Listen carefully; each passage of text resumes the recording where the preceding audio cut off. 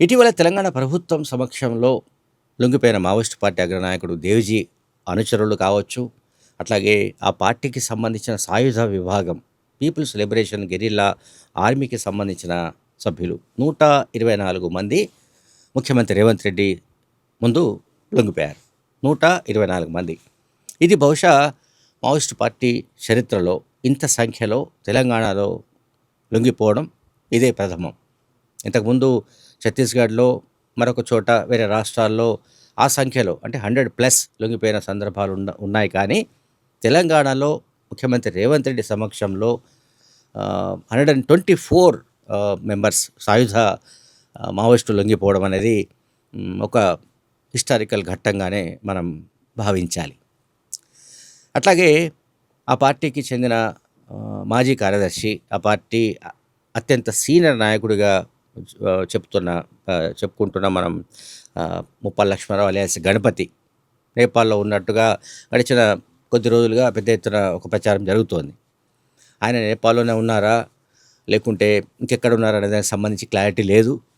అలాగే నాన్న మీరు త్వరగా రండి అని, జనజీవన స్రవంతికి రండి అంటూ ఆయన కొడుకు అమెరికాలో నివసిస్తున్న శ్రీనివాసరావు, ఆయనను వాసు అంటారు అందరూ, ఆయన విడుదల చేసిన వీడియో కూడా ఈ మధ్య వైరల్ అయింది. అలాగే గణపతికి బంధువు అయిన మాజీ ఎమ్మెల్యే గోనె ప్రకాశ్రావు కూడా గణపతిని జనజీవన స్రవంతిలోకి రావాల్సిందిగా, ప్రజల్లోకి రావాల్సిందిగా, అజ్ఞాతవాసాన్ని విడిచిపెట్టవలసిందిగా ఆయన కూడా ఢిల్లీలో మీడియా కాన్ఫరెన్స్లో ఆయన అప్పీల్ చేశారు.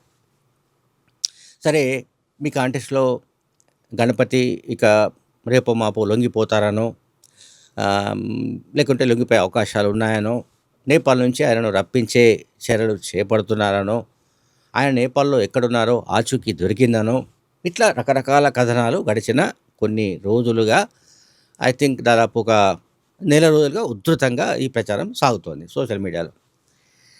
అయితే గణపతి ఎపిసోడ్ పక్కన పెడితే, మరి ఆ పార్టీకి చెందిన సీనియర్ నాయకుడు, పొలిట్ బ్యూరో సభ్యుడు ప్రశాంత్ బోస్ అలియాస్ మిసిర్ బిస్రా అలియాస్ కిషన్ దా, ఆయన సంగతి ఏంటి అనే దానిపైన ఇప్పుడు చర్చ జరుగుతుంది. ఎందుకంటే మార్చి 31 తర్వాత మావోయిస్టు ముక్త్ భారత్, అంటే మావోయిస్టు రహిత భారత్గా ప్రకటించడానికి సంబంధించి కేంద్ర ప్రభుత్వం సన్నాహాలు చేస్తోంది. కేంద్ర హోంమంత్రిత్వ శాఖ ఈ మేరకు సన్నాహాలు చేస్తోంది. సో ఆ ప్రకటన ప్రధానమంత్రి నరేంద్ర మోడీ చేసే అవకాశం ఉన్నట్టుగా ఢిల్లీ వర్గాలు తెలియజేస్తున్నాయి. సరే, ఆ సమావేశంలో యాజ్ యూజువల్గా మావోయిస్టుల ప్రభావిత రాష్ట్రాల ముఖ్యమంత్రులు కావచ్చు, డీజీపీలు కావచ్చు, లేకపోతే సరే కేంద్ర హోంమంత్రి అమిత్ షా ఎలాగ ఉంటారు, వీళ్ళంతా పార్టిసిపేట్ చేసే అవకాశం ఉంది. ఇది ఆ ప్రకటన చేసే సమయంలో, ఆ ప్రకటన చేసే సందర్భంలో. అయితే మావోయిస్టు ముక్త్ భారత్ అని ప్రకటించాలంటే మొత్తం మావోయిస్టులందరినీ కూడా ఐదర్ తుడిచిపెట్టాలి, లేదా వాళ్ళంతా లొంగిపోవాలి. ఇప్పుడు ఈ మిసిర్ బిస్రా ప్రశాంత్ బోస్ గురించి కొంత చెప్పాలి. ఆయన జార్ఖండ్కు సంబంధించిన వ్యక్తి. అంటే బీహార్ నుంచి జార్ఖండ్ విడిపోవడానికి ముందు నుంచి కూడా బీహార్లో నక్సలైట్ ఉద్యమానికి ఆయన కీలకమైన నాయకుడు. ఆల్మోస్ట్ ఆయన 1970s నుంచే నక్సలైట్ ఉద్యమంలో ఉన్నాడు. ఆ తర్వాత మావోయిస్టు కమ్యూనిస్టు సెంటర్ అంటే ఎంసీసీ అనే సంస్థలో కూడా ఆయన పాత్ర కీలకమైంది. ఆయన వయసు ఇప్పుడు అరౌండ్ 75-76 ఉంటుందని పోలీసులు అంచనా వేస్తున్నారు. ఆయన కోసం పెద్ద ఎత్తున సారండా అంటే వెస్ట్ సింగ్భూమ్ అంటారు, ఆ జిల్లాలో పెద్ద ఎత్తున గాలింపు చర్యలు, ఆపరేషన్స్ జరుగుతున్నాయి. బట్ ఇంకా ఆయన ఆచూకీ మాత్రం లభించలేదని పోలీసు వర్గాలు తెలియజేస్తున్నాయి.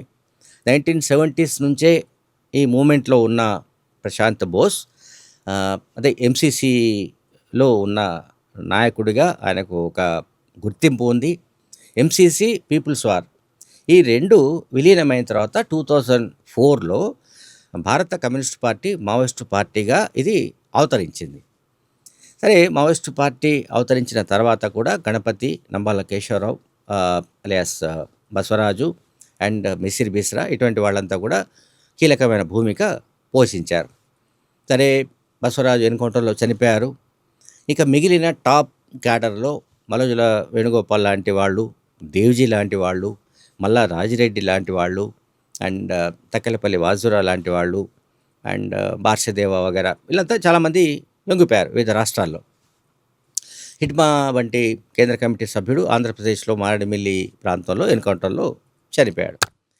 సో నౌ మిగిలింది ప్రశాంత్ బోస్ అలియాస్ మిసిరి బిస్రా. సో మిసిరి బిస్రాను పట్టుకోవడానికి పెద్ద ఎత్తున ఆపరేషన్స్ కొనసాగుతున్నప్పటికీ ఇంకా ఆ, సత్ఫలితాలు రాలేదని జార్ఖండ్ పోలీస్ వర్గాలు తెలియజేస్తున్నాయి. బీహార్, జార్ఖండ్ ప్రాంతాల్లో మావోయిస్టుల ప్రభావిత ప్రాంతాల్లో మిసిరి బిస్రాకు చాలా పట్టు ఉందని కూడా చెప్తున్నారు. అయితే మావోయిస్టు పొలిట్ బ్యూరోలో ఆయన సభ్యుడిగా ఉన్నాడు. ఇప్పుడు మావోయిస్ట్ పార్టీ పొలిట్ బ్యూరోలో సభ్యుడిగా ఉన్నాడు మిసిరి బిస్రా. మిసిరి బిస్రా కనుక లొంగిపోకపోతే లేదా ఈ ఆపరేషన్స్లో ఏమైనా ఎన్కౌంటర్లకు గురి కాకపోతే మావోయిస్టు ముక్త భారత్గా, అంటే మావోయిస్టు రహిత భారత్గా ప్రకటించే అవకాశాలు ఉన్నాయా లేదా అనే దానిపైన చర్చ జరుగుతోంది. ఎందుకంటే ఒకరిద్దరు అగ్రనాయకులు ఉన్నా కూడా, అంటే మిగిలి ఉన్నా కూడా, వాళ్ళు మూమెంట్లో ఉన్నా కూడా, వాళ్ళు అడవుల్లో సాయుధంగా తిరుగుతున్నా కూడా మావోయిస్టు రహిత భారత్గా ప్రకటించే అవకాశాలు ఉన్నాయా అనే దానిపైన ఒక చర్చ జరుగుతోంది. సరే, దీనిపైన కేంద్ర హోంమంత్రి అమిత్ షా అండ్ మిగతా ఈ మావోయిస్టు ప్రభావిత రాష్ట్రాల ముఖ్యమంత్రులు వీళ్ళందరూ కూడా దీనిపైన సరే చర్చిస్తున్నారు.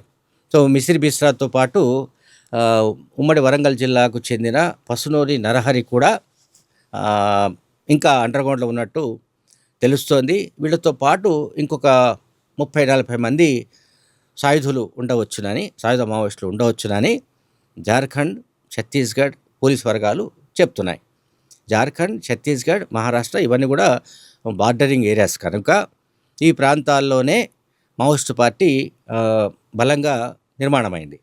మావోయిస్ట్ పార్టీ గతంలో మావోయిస్ట్ పార్టీకి ఒక సెంట్రల్ కమిటీ ఉండేది, అది నిర్వీర్యమైపోయింది. తర్వాత పొలిట్ బ్యూరో ఉంది, అది కూడా నిర్వీర్యమైంది. అట్లాగే రీజనల్ బ్యూరోస్ అనండి, జోనల్ కమిటీస్ అనండి, అంటే స్పెషల్ జోనల్ కమిటీస్ అనండి, లేకుంటే ఎల్ఓఎస్ అంటారు, లోకల్ గెరిల్లా స్క్వాడ్స్ అనండి, ప్రజా మిలీషియా అనండి, ఇవన్నీ కూడా రకరకాల కారణాలతో, ఒకటి భద్రతాపరమైన ఆపరేషన్స్లో, అంటే కేంద్ర ప్రభుత్వ సాయుధ బలగాల ఆపరేషన్స్లో అయితే ఎన్కౌంటర్లలో చనిపోవడము, లేకుంటే గడిచిన సెప్టెంబర్, అక్టోబర్ నుంచి పెద్ద ఎత్తున ఈ లొంగుబాట్లకు సంబంధించిన ఎపిసోడ్స్ మన ముందు కనిపిస్తున్నాయి.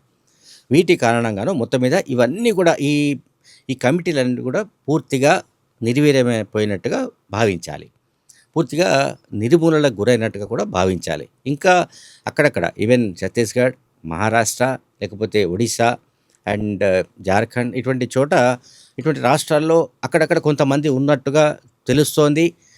వాళ్ళను మట్టుపెట్టడానికి, వాళ్ళను కూడా పూర్తిగా తుడిచిపెట్టేసి ఆ తర్వాత మావోయిస్టు రహిత భారత్గా ప్రకటన చేయడానికి కేంద్ర ప్రభుత్వం సన్నాహాలు చేస్తున్నట్లుగా తెలుస్తోంది. Thank you very much.